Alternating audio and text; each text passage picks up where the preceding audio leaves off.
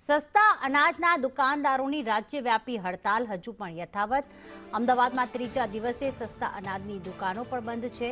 રાજ્યમાં અનાજ વિતરણ વ્યવસ્થા ખોરવાઈ ચૂકી છે। અનાજની દુકાનો બંધ રહેતા નાગરિકોની મુશ્કેલી વધી।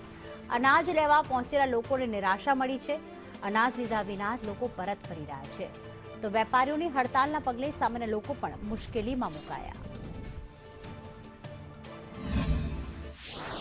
સત્યશ્રીના ઉગ્ર બાબતના કારણે પ્રતિકાર કરતા ઉગ્રતા ઊભી થઈ અને મીટિંગ કોઈ પણ પરિણામ વગર બંધ રહી છે।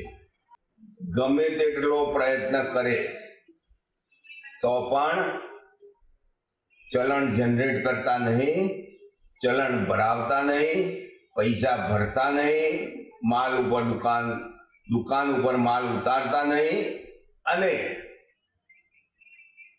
હડતાલ